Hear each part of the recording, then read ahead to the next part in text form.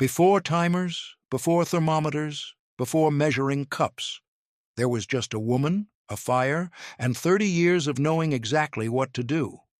Your great-grandmother fed a family of 8, 3 times a day, no electricity, no running water, no recipes, just a wood stove and hands that knew what they were doing. And the food was really good.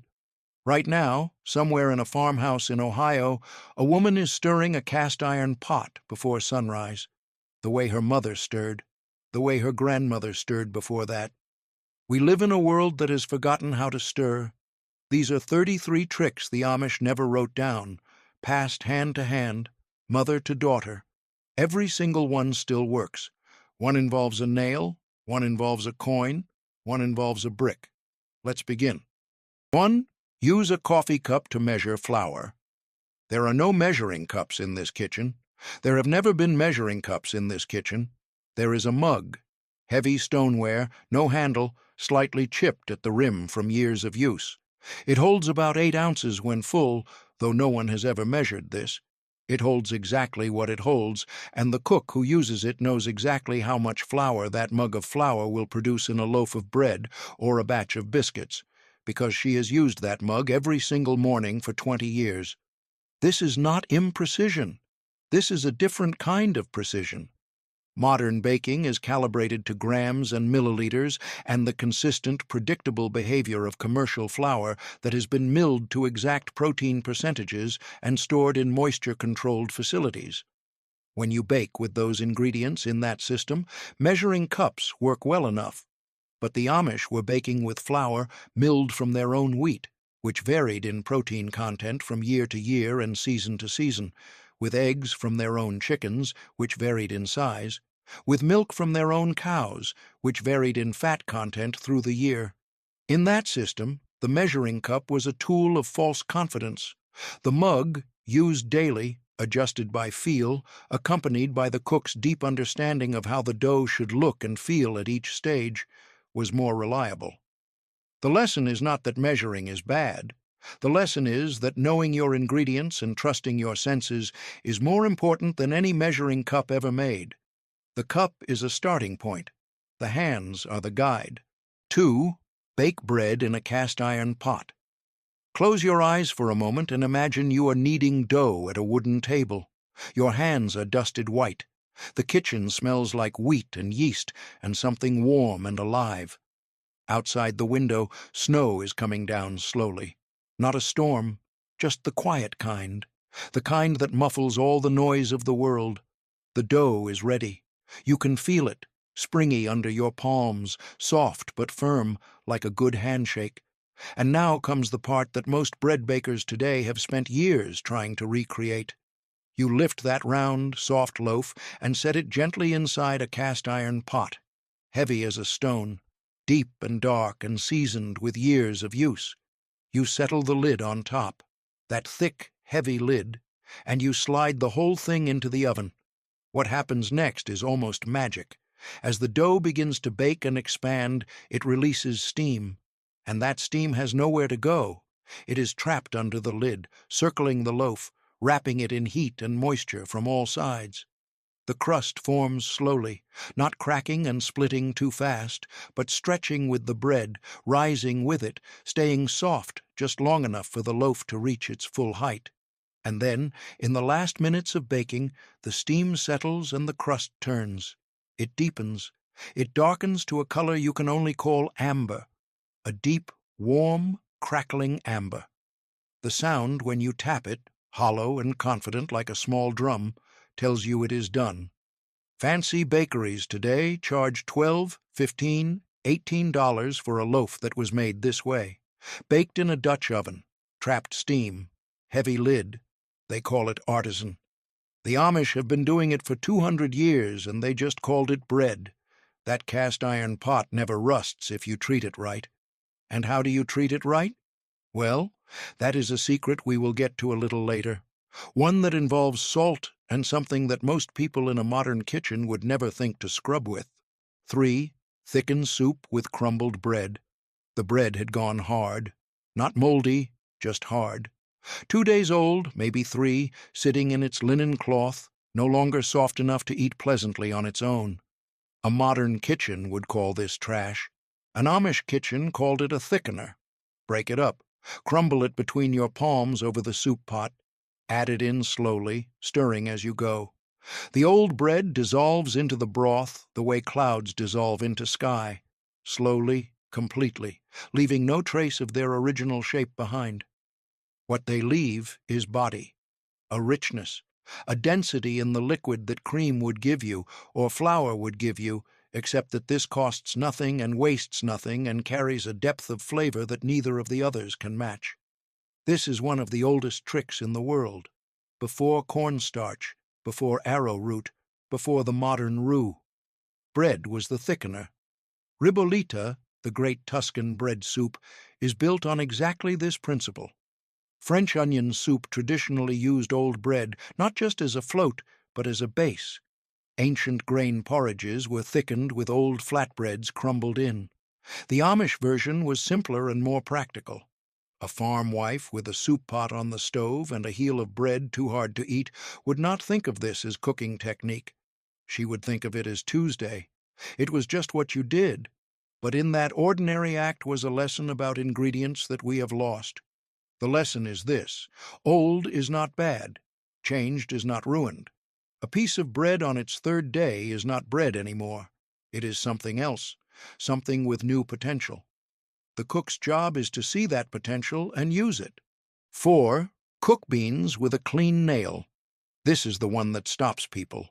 A nail, a clean iron nail, dropped into the pot with the beans before the lid goes on and the heat comes up. How did this begin? There are a few theories. Some say it was accidental. A nail that fell into the pot unnoticed and the beans came out better than usual and someone paid attention. Some say it was passed down from old country cooking traditions where iron cooking in iron pots added something to the food that could not be named but could be felt. The explanation, when science finally caught up with folk wisdom, was this: iron is slightly soluble. When an iron object, a nail, a cast iron pot, a worn iron spoon, comes into contact with acidic, hot water, tiny amounts of iron leach out into the liquid. Those iron ions help break down the complex compounds in bean skins that make them slow to soften. They also, and this is the remarkable part, actually add trace dietary iron to the food. For people who had little access to meat, whose diets were heavy in plant foods that sometimes competed with iron absorption, cooking beans with an iron nail was nutritional supplementation through kitchen wisdom. They did not know the mechanism, they just knew the beans softened faster and people stayed stronger. Modern cast iron cooking has the same effect. A century of research has confirmed that food cooked in iron pots contains more dietary iron than the same food cooked in stainless steel or glass. The Amish were not doing chemistry. They were doing something more powerful. They were observing and remembering and passing down. And there is another ingredient in this section that sounds even stranger than a nail, something that lives in your kitchen right now, that you have probably used today, that, when dropped into a pot of something green, is said to keep the color bright as spring. 5. Store. Butter in salt water. A crock of butter, heavy stoneware, glazed on the inside, cool to the touch even in a warm kitchen. And inside it, something that should not still be fresh, but is. The butter has been submerged in salt water. A simple brine, water and salt, no more than that. And the butter, pressed down beneath the surface of that brine, has been sitting in the cool of the root cellar for weeks. Not months, but weeks. And it is still good, still clean-flavored, still spreadable and sweet-smelling. The salt in the water does two things. First, it draws moisture away from any bacteria that might want to grow at the butter's surface, making the environment inhospitable for spoilage. Second, it seasons the outer layer of the butter very slightly, just enough to enhance its flavor without making it taste briny. For a family that kept a cow, butter production was constant. You could not eat it all at once. You had to store it. And before refrigerators, the root cellar was the refrigerator and the salt brine was the technology. The crock was always kept in the darkest, coolest corner, always sealed at the top with a clean cloth weighted down with a stone, always tended, the brine replaced every few days as it clouded with moisture from the butter. It was not a perfect system. Nothing was. But it worked through the spring and into the early summer, when the grass was sweetest and the cows were producing the most and the butter was richest. And there was another food in the root cellar that lasted even longer through an entirely different preservation magic. Something that required neither salt water nor root cellar, just time and a wait and the slow chemistry of fermentation. 6. Test oven. Heat with flour. Before any family supper could begin, before any bread could be slid onto the rack, before the pie could go in or the roast could be set, someone had to know the oven. Not the number on a dial, not the green light on a display. There were no dials. There were no displays. There was only the fire that had been coaxed to life that morning, the iron walls of the stove box, and the heat that hummed inside. So they tested it with flour. Just a small pinch, thumb and 2 fingers. You opened the heavy door, and oh, the warmth that rolled out at you was something you felt in your whole chest, and you scattered a bit of flour across the iron floor of the oven. Then you watched. If the flour sat there for a few seconds and then turned a slow golden brown, the oven was ready for bread. If it darkened faster than that, almost jumped to dark, the fire was too hot. If it sat pale and unchanged and barely moved, the wood needed feeding. The whole test took less than a minute, but it required something that most of us have lost the muscle for. It required attention, the kind of attention where you are not thinking about anything else, just the flour, just the heat, just the color changing from white to gold to brown. In that attention, there was a kind of peace. The woman who taught this trick to her daughter probably never called it a trick. She probably just called it knowing your oven. And knowing your oven was knowing your home, was knowing the rhythm of the fire and the wood and the air outside. On a cold November morning, the oven ran hotter because the draft was stronger. On a humid July afternoon, it ran slower. You had to pay attention to all of it. Modern ovens tell us what temperature they are, and they are almost always a little wrong, but we trust the number on the dial because numbers feel reliable.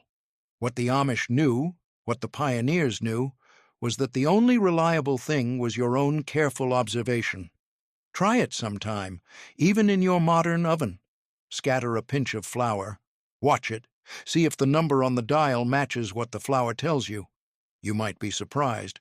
And now we move to something even more fundamental, because before you could test the oven, you had to build the fire that heated it, and that meant dealing with ash. And the Amish had a trick for ash that most people today would never imagine in a kitchen. 7. Save bacon fat for everything. There is a tin can sitting on the back of the stove. It has been sitting there for years. It is slightly dented at the rim.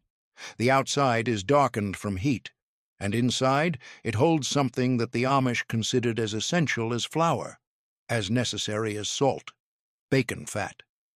Every morning when the bacon was fried, and in an Amish farmhouse, bacon was almost always fried in the mornings, the fat that rendered out of it was not poured down the drain.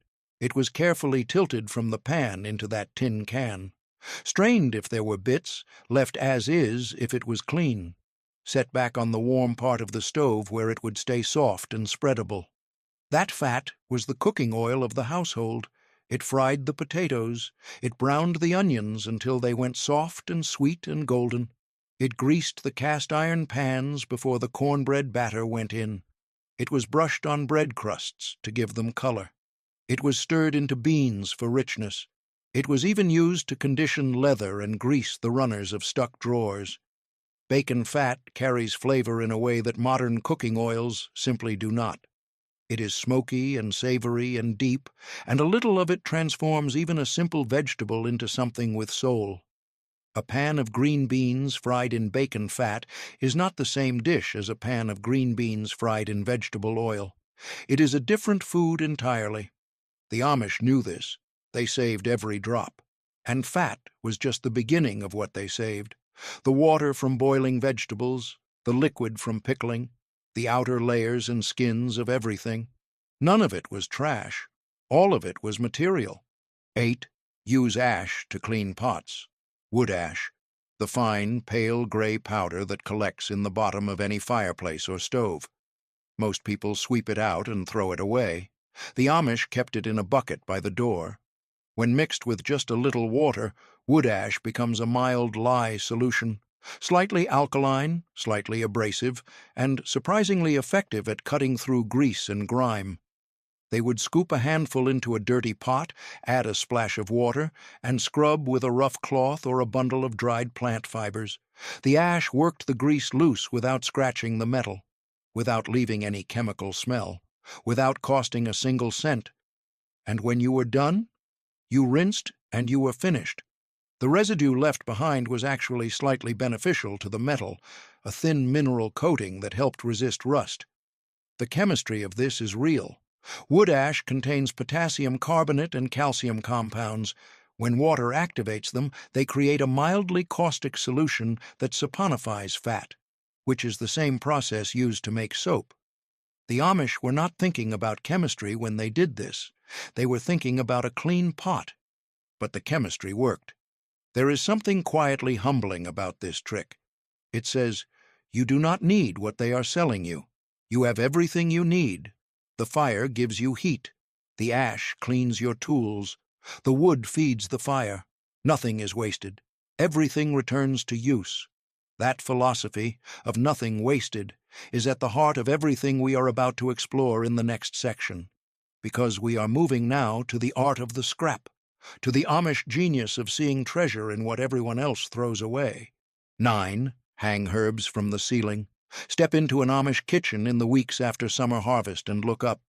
The ceiling beams hold bunches of dried herbs tied with twine hanging upside down in the air above the stove.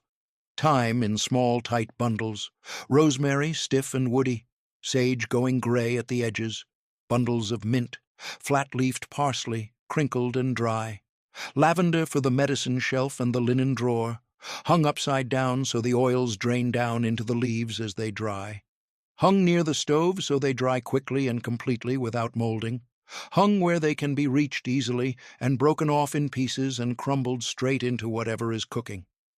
Modern herb storage, little plastic packets in the spice aisle, green powder in a bottle, fresh herbs in a refrigerator drawer, is convenient and consistent and lacks something.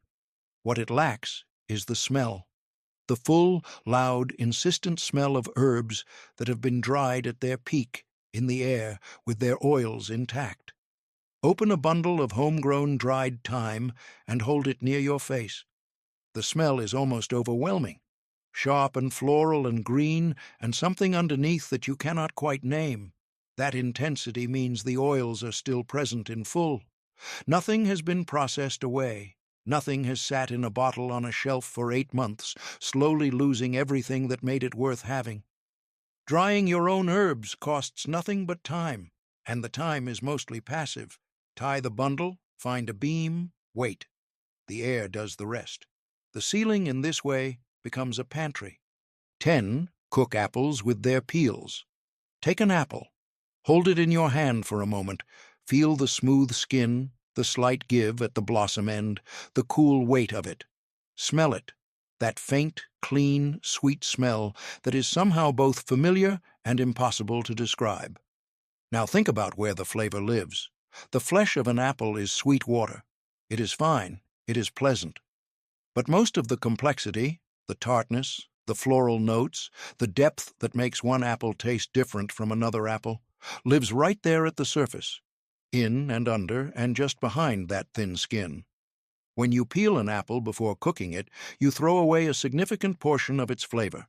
You also throw away a significant portion of its pectin, the natural compound that makes applesauce thicken and apple jelly gel and stewed apples go soft without falling apart completely. The Amish cooked apples with their peels on whenever the recipe allowed it.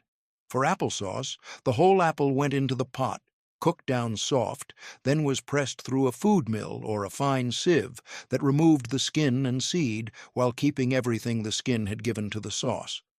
The difference between this applesauce and peeled applesauce is remarkable. The color is deeper.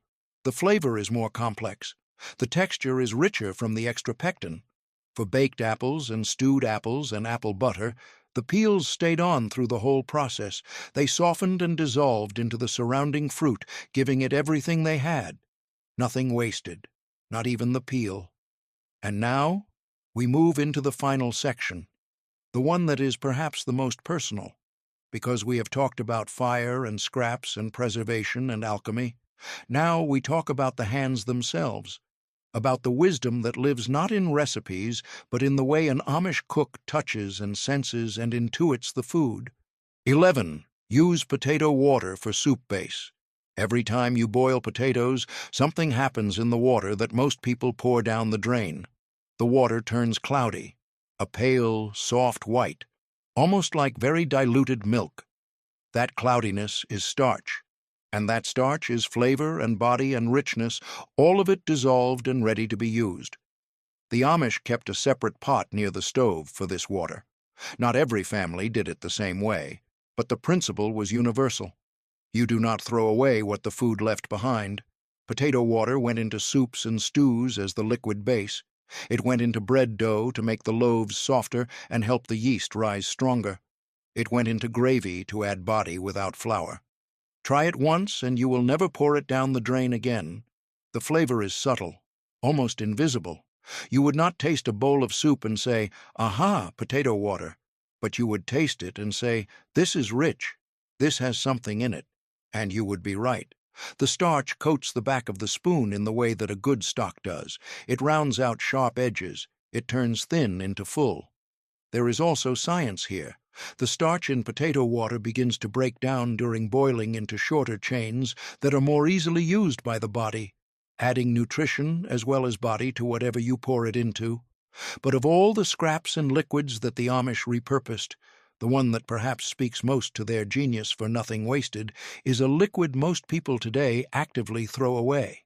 A tart, salty, deeply flavored liquid that most modern cooks encounter only briefly before tipping it down the sink. 12. Bake pie in a skillet. There is something about a skillet pie that stops you cold the moment it comes out of the oven. Not because it is fancy. It is not. There are no scalloped edges. There is no crimped crust folded into neat little waves.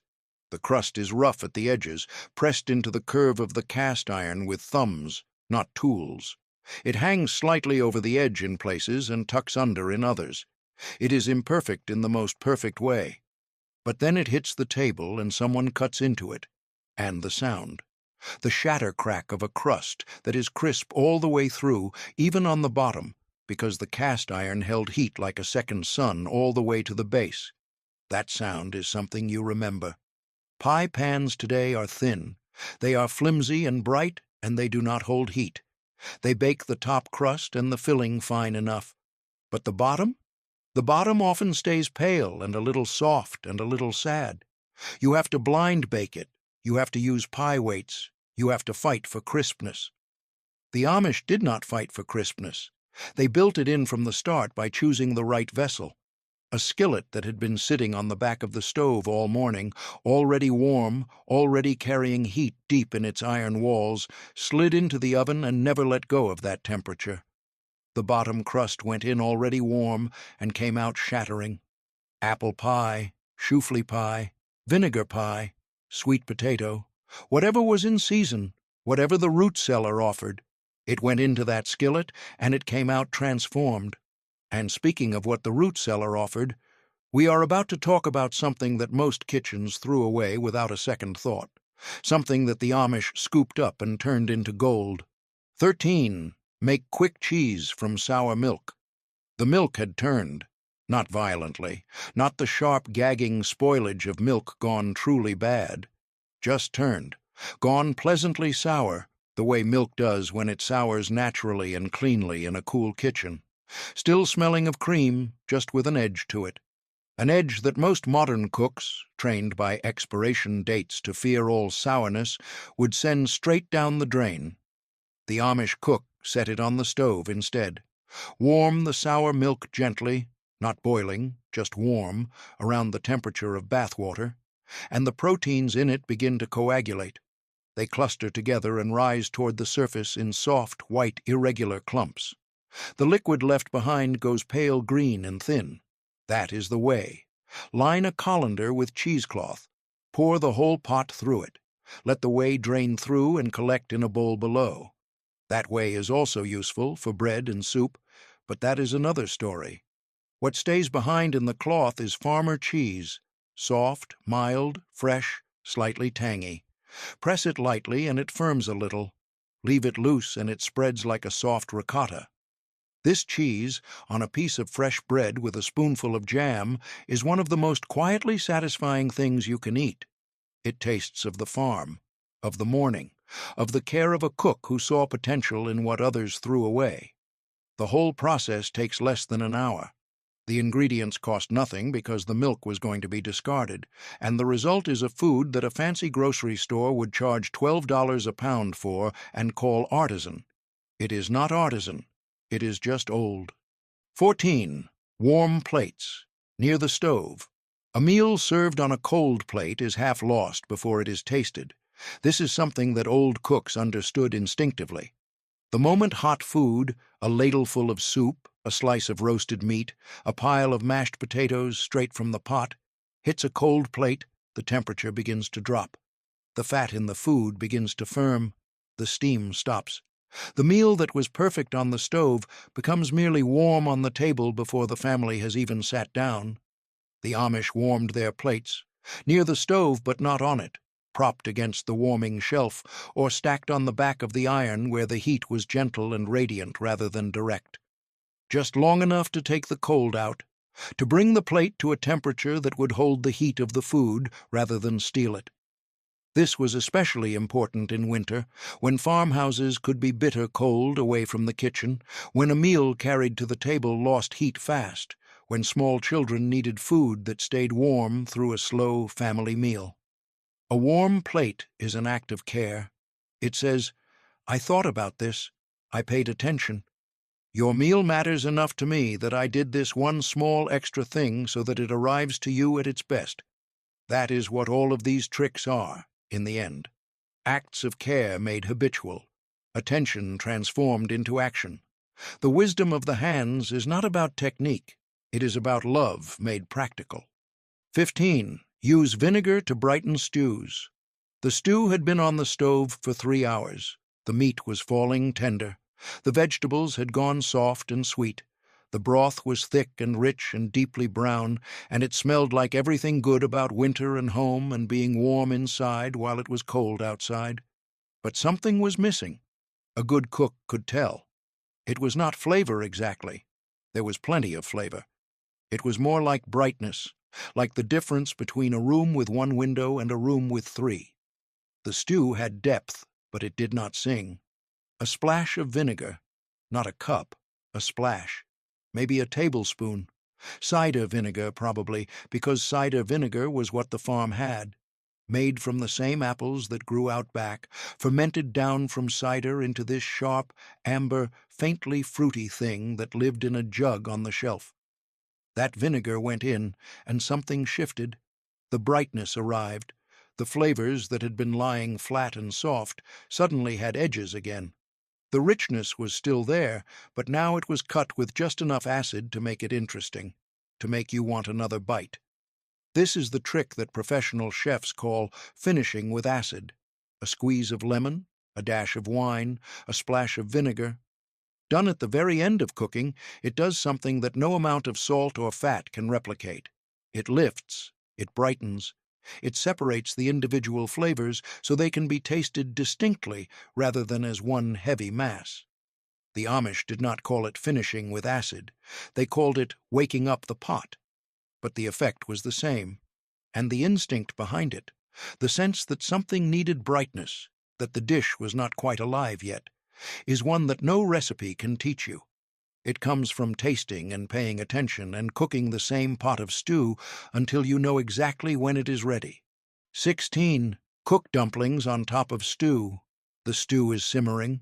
The whole kitchen smells of it. Onions and turnip and whatever meat the farm provided. Perhaps rabbit, perhaps salt pork, Perhaps just the deep flavor of well-made bone broth pretending to be richer than it is. The dumplings go on top, not in their own pot, not in boiling water on a separate burner. On top, spooned out of the bowl in soft, loose rounds of flour and fat and a little baking soda and milk, each one nestled against the others on the surface of the simmering stew. Then the lid goes on, heavy, tight, and the steam does the work. Those dumplings cook in 10 minutes from the steam trapped inside the pot. They puff up fat and white and give slightly when you press them with a spoon. The bottoms soak up the broth they have been resting against and go soft and savory. The tops stay cottony and light. One pot, one fire, one meal, stew and bread all in the same vessel. This is fuel efficiency understood intuitively. On a farm where wood had to be cut and split and stacked and dried and carried, where the fire was maintained by effort and managed with care, the idea of using 2 pots where one would do was a small waste, but waste accumulated. 1 pot less meant wood saved, meant time saved, meant one less thing to clean. The dumpling on the stew is a perfect object. It is simple and satisfying in a way that no restaurant dumpling, however expertly made, ever quite matches, because it is inseparable from the stew beneath it. It was made for this specific pot, on this specific night, for this specific family. 17. Dry corn on the porch. When the corn came in at the end of summer, bushel after bushel of it, ears still in their husks, pulled from the stalks in the heat of August, the Amish faced the same problem every farm family faced. Too much corn to eat fresh, not enough time to eat it before it turned. So they dried it. The husks were peeled back, but not removed. Folded down to expose the full ear, then the ears were tied together in pairs or small groups by their husks and hung over the porch railings or from the rafters of the barn overhang. There they swayed in the breeze and baked in the indirect sun, and slowly, over days and then weeks, lost their moisture. Dried corn keeps for years, not months, years. Ground into flour it becomes cornmeal. Cracked it becomes hominy grits. Left whole it can be rehydrated in soups or stews. Popped it becomes something simple and delightful on a cold night near the fire. The porch was not just the entrance to the house. It was a working part of the preservation system. Screens were propped there for drying apple slices and herbs. Bundles hung from every available overhang. The air and the sun did the work that electricity now does in a dehydrator, and that natural movement of air across the ears, under the husks, carrying moisture away, was in many ways more gentle and more complete than any machine. The corn dried evenly. It dried slowly. It lost nothing but water. 18. Keep bread in cloth, not plastic. The bread comes out of the oven hot. The crust crunches under your thumb when you press it, then springs back. The bottom is dark and hard. The whole loaf radiates heat that you can feel on your palm from 6 inches away. Do not put it in plastic. This is the thing that modern kitchens get wrong every time. Plastic traps moisture. The steam that the bread releases as it cools, and a fresh loaf releases a remarkable amount of steam in the first 2 hours, has nowhere to go. It pools against the crust and makes it soft, soggy. The crust that took 40 minutes to build melts in an hour. Cloth breathes. A linen towel, or cheesecloth, or any open-weave natural fiber, lets the moisture escape while keeping the surface of the bread from drying out too quickly. The crust stays crisp. The crumb stays moist. The bread keeps better for longer because the moisture distribution stays even throughout. The Amish kept their bread in linen-lined bread boxes or wrapped in a clean flour sack towel stored on the counter away from direct heat. In winter, a cool corner of the kitchen. In summer, in the root cellar where it was cool and dry. This works for sourdough, yeasted breads, cornbread, and every artisan loaf you have ever made. The cloth is the technology. It costs almost nothing and it works almost perfectly. And now, we are about to talk about a trick that involves adding something to bread dough that most modern bakers would never consider. Something dark and thick and old-fashioned that makes bread stay moist and full and good for days. 19. Add molasses to brown bread. The molasses jar was dark and thick and moved slowly in cold weather. You had to warm it first, set it near the stove for a few minutes until it thinned enough to pour. Then the color it turned bread dough was extraordinary, a deep, dark, warm brown that had none of the artificial tan of modern commercial brown bread. A true brown, the color of dark soil or winter bark or the heart of a black walnut. But color was only part of what molasses did. Molasses is hygroscopic. It attracts and holds moisture. A loaf of bread made with molasses stays moist for longer than a loaf made without it. In a farmhouse where bread was baked once or twice a week and needed to last, this was no small thing. It was the difference between good bread on Wednesday and hard bread on Wednesday. The flavor that molasses adds is deep and mineral and slightly bitter and completely irreplaceable. There is nothing else that tastes like it. It is the flavor of sugarcane squeezed to its limit, the last pressing, the most intense. It tastes like something has been worked hard and reduced to its essence. New England brown bread was made with molasses because it was cheap and available and kept the bread good for days. Boston baked beans were sweetened with it for the same reason. The Amish used it in their dark breads and in gingerbread and in choufle pie, where its bitter depth is perfectly balanced by the sweetness of the sugar and the softness of the crumb. A jar of molasses in a modern kitchen is a simple, inexpensive, almost magical ingredient. Use it once, and it will earn its place on your shelf. 20. Reuse pickle brine. When the last pickle is gone from the jar is not empty. There is still the brine, that vinegary, garlicky, dill-scented liquid that has been sitting with those cucumbers for weeks or months, pulling out their flavor and infusing them with its own. By the time the pickles are gone, that brine has been transformed. It is complex, it is layered, it is, if you know what to do with it, an ingredient. Hard-boiled eggs dropped into leftover pickle brine come out tangy and firm and deeply flavored all the way through. They last longer than plain hard-boiled eggs, and they taste like something you put real effort into, even though the brine did all the work. Sliced beets go in and come out jewel-bright and sharp. Onion slices softened and puckered and sweet-tart. Leftover cooked vegetables picked up a brightness and edge that made them feel new again. Amish cooks also used pickle brine as a seasoning liquid in its own right. A splash stirred into potato salad instead of extra vinegar. A pour into the collard greens pot. A drizzle over sliced cucumbers with a bit of onion and sugar. A quick refrigerator pickle made from pickling brine, which is almost too clever a loop to fully appreciate. And the sodium in that brine was a preservative, the acid was antibacterial, and the dill and garlic were antimicrobial. The Amish did not know these words. They just knew that food kept longer when the brine was involved, that things stayed good and tasted bright, and nothing had to be thrown away. Nothing ever had to be thrown away. 21.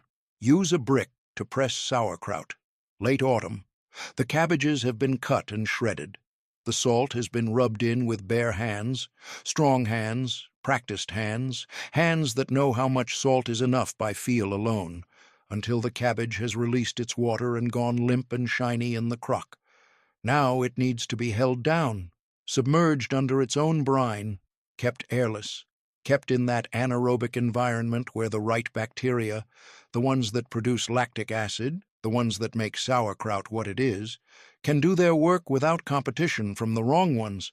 So a plate goes on top of the cabbage, a clean plate that fits just inside the crock, and on top of that plate, a brick, a clean brick, wiped down with a damp cloth, heavy enough to press the cabbage firmly under the brine, steady enough not to shift, simple enough to always be available on a farm where bricks were everywhere.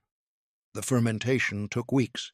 In a cool cellar in October, maybe 4 to 6 weeks before the kraut was sour enough to eat. During that time, the brick sat, patient, silent, doing its job with a certainty that required nothing from anyone. Every few days someone would lift the cloth, check that the cabbage was still submerged, press the brick down a little if the brine level had dropped, and cover it back up. The sauerkraut that came out of that crock in December was not just food, it was medicine. dense with beneficial bacteria, rich in vitamin C that kept illness at bay through the long winter months. They did not know they were making probiotics. They just knew that families who ate sauerkraut through the winter tended to stay stronger. 22.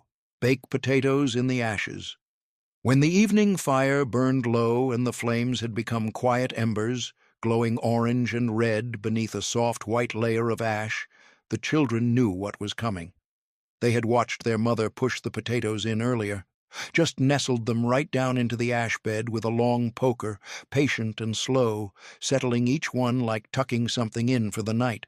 No foil, no pan, no wrapping of any kind, just a potato and the ash and the slow heat that lived inside it. An hour later, those potatoes came out with the most extraordinary skin you have ever seen, black on the outside, completely black and papery and fragile. You could brush it off with your fingers, and underneath it, so white and soft and steaming that it almost hurt to look at. The inside had cooked in its own moisture, sealed in by that ashy outer shell, baked slowly and evenly from all sides at once. No potato in the world tastes like an ash-baked potato. The skin imparts something, a faint mineral smokiness that you cannot get from an oven rack. And the texture is entirely different. Fluffy is not the right word. Yielding is not quite right either. It is as if the potato has fully surrendered, as if every last bit of resistance has been gently cooked away. Children who grew up eating ash-baked potatoes on winter evenings never forgot them. They are one of those foods that is wrapped permanently in memory, in the smell of the fire, in the sound of the family settling in for the night. And now, it is time to talk about the cast iron itself, because that skillet and that pot and those generations of trust in iron could all be undone by one wrong thing in the cleaning of it. Which brings us to a trick that sounds almost too simple to be true. 23. Save onion skins for broth color. Peel an onion and most people throw the papery skin in the compost or the trash without a second thought. The skin has no flavor, they think. It is just the wrapper. But those dry, amber-colored outer skins carry something the onion flesh does not. They carry color. A deep, golden amber color that dissolves into hot water and turns a pale broth into something that looks like it simmered for hours, like liquid sunshine in a pot. Amish cooks kept a small bag, cloth, usually, stitched by hand, hanging near the stove. Every time an onion was peeled, the skins went into the bag. When broth day came, the bag went into the pot with the bones or the vegetable scraps and the water. The skins released their color slowly, tinting the whole batch that gorgeous gold. The science is quercetin, a pigment compound in onion skins with real antioxidant properties. But again, the Amish were not thinking about quercetin. They were thinking about the appearance of a good broth. They knew that color mattered, that a golden broth felt nourishing in a way that a pale one did not, that people ate with their eyes before they ate with their mouths. And they were right. They have always been right about these things. Now we step away from scraps and into something older, something that sounds more like a folk tale than a cooking tip. But it works, and the science behind it is real, and the first time you hear it you will not believe it. And then you will go home and try it anyway. Because we are about to talk about what happened when an Amish cook dropped a nail into a pot of beans. 24. Mix hot milk into mashed potatoes. Cold milk in hot mashed potatoes. This is a mistake that most modern cooks make without knowing it. The cold milk shocks the starch. It causes the starch chains that have loosened during cooking to contract back on themselves, binding together, creating a dense, gluey paste that takes all the fluffy potential out of what could have been a perfect bowl. The Amish solution was simple. Warm the milk first. Heat it in a small pot on the back of the stove until steam just begins to rise from the surface, not boiling, not even close to boiling, just warm, and then pour it gradually into the potatoes as you mash. The warm milk meets the hot potatoes, and the starch stays relaxed. The milk is absorbed easily and evenly. The fat in the milk coats each starch granule gently rather than shocking them into seizing. The potatoes stay light, stay fluffy, stay yielding under the fork in that perfect way that says everything has gone right. There is also butter, always butter, preferably the salted soft butter from the crock that has been sitting near the stove all morning. Added in pieces, stirred in until each piece melts and disappears and adds its richness to the whole. And then salt, tasted carefully and added carefully, because the potato can take a lot of salt before it tastes salty. It absorbs it, and you must keep tasting and adjusting.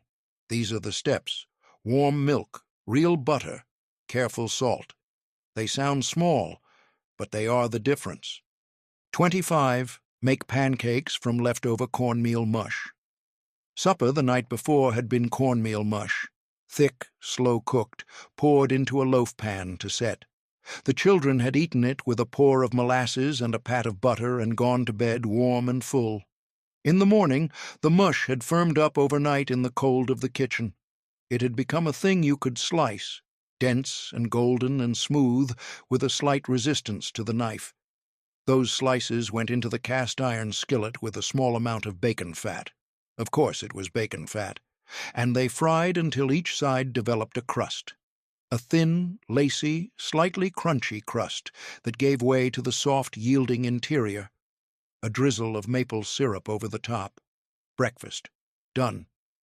This is one of those tricks that once you understand it, you start to see it everywhere. Day-old polenta in Italian cooking does exactly the same thing. Leftover rice in Japanese cooking gets formed and fried into cakes. Leftover mashed potatoes become potato cakes. The principle is universal. Starch that has been cooked and cooled develops a different texture than freshly cooked starch. It firms up. It becomes shapeable. It takes a crust when it hits hot fat in a way that fresh mush never will. The Amish did not read Italian cookbooks. They were not thinking about global culinary traditions. They were thinking about not letting last night's supper go to waste. And in thinking that, they arrived at the same place that cooks all over the world had arrived at independently for 10,000 years. Good cooking is universal. Waste is not. 26. Use lard for pie crusts.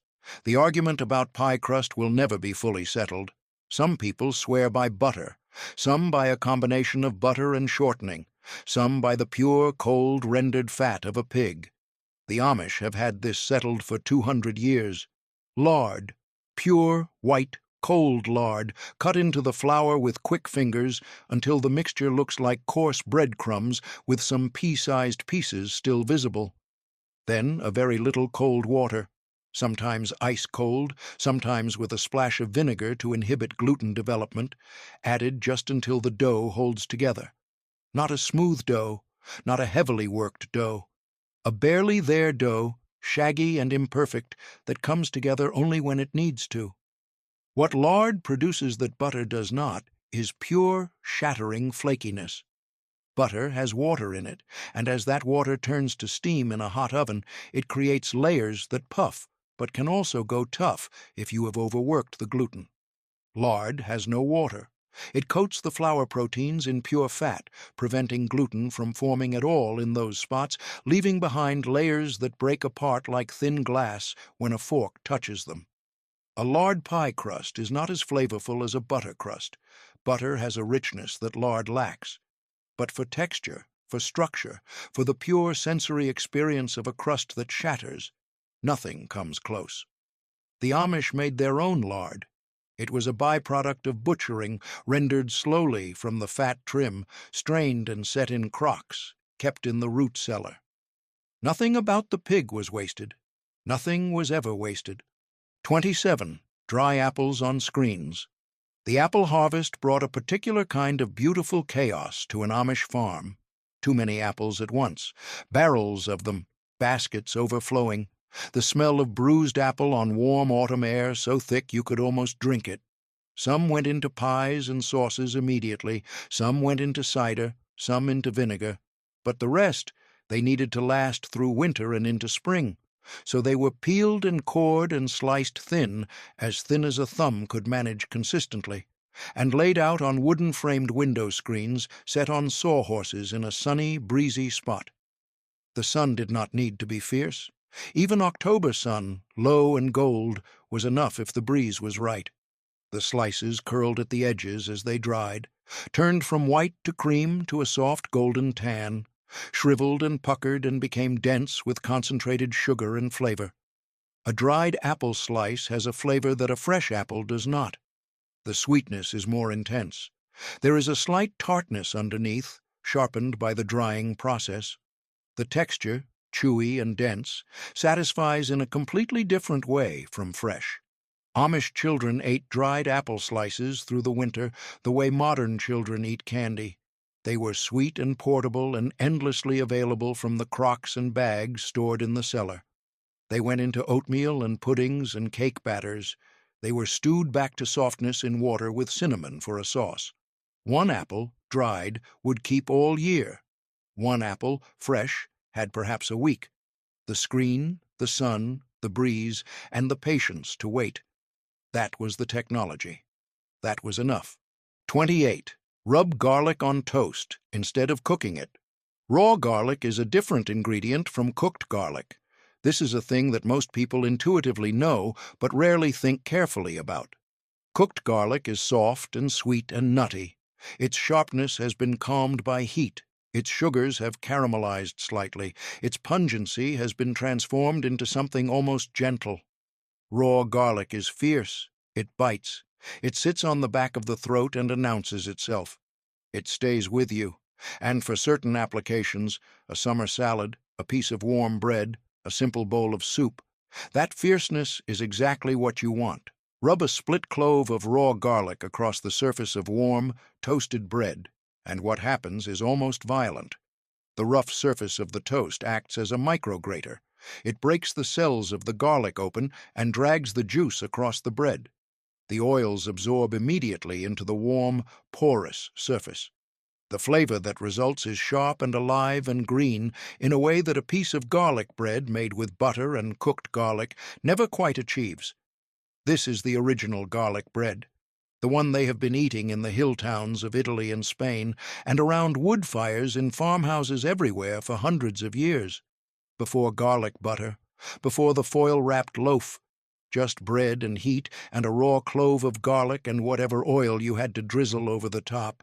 It takes 15 seconds, it requires nothing from the stove, and it tastes, almost improbably, like everything. 29. Keep dough near the stove to rise. Yeast is alive. This is a fact we say often, but do not always fully understand. The yeast in bread dough is genuinely, biologically alive, eating the sugars in the flour, breathing out carbon dioxide, multiplying in the warm, humid environment of the dough. Each tiny bubble of gas it breathes out is trapped in the gluten network and becomes part of the crumb of the bread. Yeast is happiest at around 75 to 85 degrees Fahrenheit. Warmer than that, and it begins to die. Cooler than that, and it slows, dramatically, stubbornly, almost completely at temperatures near 50 degrees. A modern kitchen in winter might be 65 degrees, enough for the yeast to work, but slowly. Too slowly for a family that needs bread ready by midday. So the bowl of dough goes near the stove, on the warming shelf if there is one, on the floor in front of the hearth if the shelf is full, covered with a clean cloth to hold the warmth and the humidity close to the surface. The kitchen becomes a proofing environment. The warmth of the fire warms the air nearest the stove. The dough rises in that warmth, sometimes in an hour, sometimes in 2, the cloth puffing slightly as the gas builds beneath it. There is something wonderful about lifting that cloth and seeing how much the dough has grown, how alive it has become, how something that was dense and flat has become rounded and buoyant and ready. Yeast is alive, the stove is generous, the cloth is patient, and the bread will be good. 30. Use salt to clean cast iron. You have just finished cooking. The skillet sits on the stove, cooling, with a ring of crispy brown bits around the edge and a slick of bacon fat still pooling in the center. Dinner was good. The skillet is a mess. Do not use soap. This is the first and most important rule. Soap strips the seasoning. It undoes years and years of careful building. All those thin, polymerized layers of fat that have bonded to the iron and created that dark, almost glassy surface that nothing sticks to. One round with dish soap, and you have set the skillet back considerably. Instead, pour a small pile of coarse salt into the pan while it is still slightly warm. Grab a folded cloth or a sturdy paper and scrub. That salt is an abrasive, hard enough to lift the stuck bits, gentle enough to leave the seasoning untouched. It grabs the residue and rolls it away from the iron surface. When you are done, wipe it clean and set it back over low heat for just a minute to make sure every drop of moisture has evaporated. Then rub a tiny bit of fat, lard, bacon grease, whatever you have, across the whole surface with a cloth. You are re-seasoning as you go. Every single cook adds to the skillet rather than taking away from it. An Amish cast iron skillet that has been used and salted and wiped and re-seasoned for 50 years is not the same object it was when it came out of the forge. It has been transformed, slowly, by use, by heat and fat and attention, by 10,000 meals. Some of those skillets are handed down like heirlooms, because they are. Now, cleaning was one thing, but what about all those pots and pans that had no seasoning to protect? The tin buckets, the copper kettles, the heavy washpots. For those, the Amish reached for something that came right out of the fireplace, and it worked better than anything sold in a store. 31. Cook greens with a coin. Old copper pennies, the kind that were made before 1982, when pennies were still mostly copper rather than zinc. An Amish grandmother might have had a small collection of them in a jar near the stove, not for spending, but for cooking. The practice was this: when cooking greens, collards, spinach, green beans, fresh peas, drop a copper coin into the water. The copper, the old cooks believed, kept the green vivid, kept the color from going army brown the way overcooked greens always do. The science here is interesting. Copper ions in the cooking water can interact with the chlorophyll molecules in green vegetables and substitute for the magnesium at their center, creating a compound called copper chlorophyll, which is actually more heat-stable and more brightly green than regular chlorophyll. This is why commercial food producers have used copper compounds to keep canned vegetables green since the early 20th century. So the old cooks who dropped a penny in the water were not being superstitious. They were being empirical. They observed, over many batches of greens, that the coin made a difference. They kept doing what worked. Of course, the greens still needed to not be overcooked. The coin bought you time, but it did not work miracles. You still had to pay attention. You still had to use your eyes and your nose and the small stirring of instinct that cooking builds over years of practice. The coin was help. The cook was still the cook. 32. Use wooden spoons for mixing dough. Hold a wooden spoon in your hand. Really hold it. Feel the weight of it, less than you might expect, balanced toward the bowl of the spoon. Feel the grain of the wood under your palm, the slight roughness that no amount of washing ever fully smooths away. A wooden spoon is warm in your hand. Not literally. It is not a heated tool. But wood does not conduct heat or cold the way metal does. It stays at room temperature. It stays the temperature of the room and of your hand. This matters when mixing dough. A metal spoon gets cold when it touches cold dough and hot when it touches hot dough. It heats up near the stove and transfers that heat into the batter. A wooden spoon stays neutral. It does not shock the yeast. It does not warm the cold butter you are trying to keep cold in a pie crust. It does not conduct heat into the egg whites you are trying to keep at room temperature before folding them into a cake. It is also gentle. The soft, rounded bowl of a wooden spoon does not tear or cut the way a wire whisk can. It folds and turns and incorporates without forcing. When you are mixing dough that you want to stay tender, biscuit dough, quick bread batter, delicate cake, the wooden spoon works with the dough rather than against it. Amish kitchens had one good wooden spoon and used it for everything: stirring porridge, mixing bread dough, folding cake batter, skimming the cream from milk.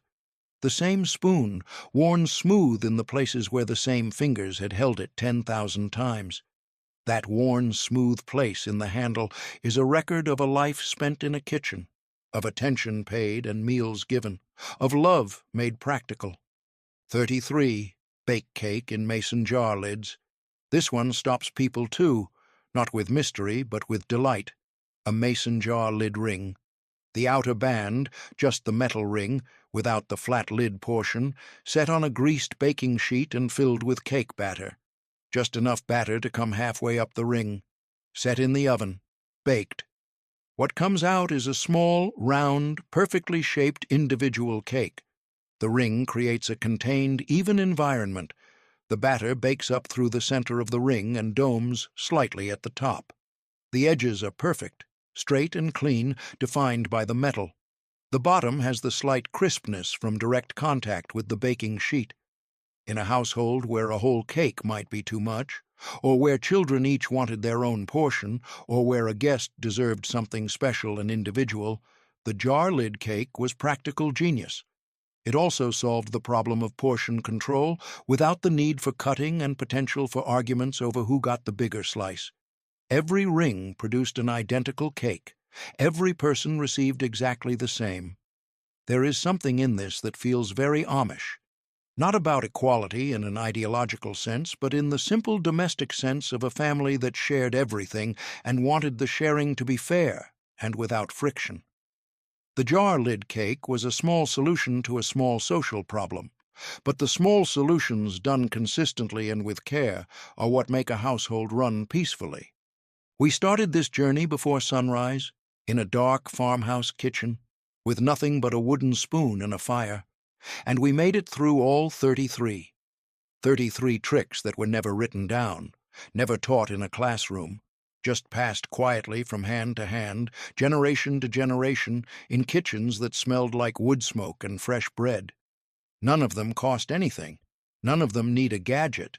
They only need two things: attention and a little time. And I think you already have both. So the next time you boil potatoes, save the water. The next time you bake bread, wrap it in cloth. The next time your cast iron needs cleaning, reach for the salt. Small things.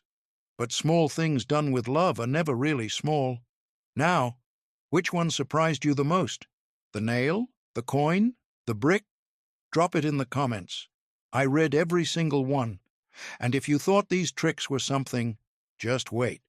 Because next time we are going even deeper. More forgotten kitchens, more secrets that actually work, more food that tastes like a memory you did not know you had. The fire is still going. See you in the next one.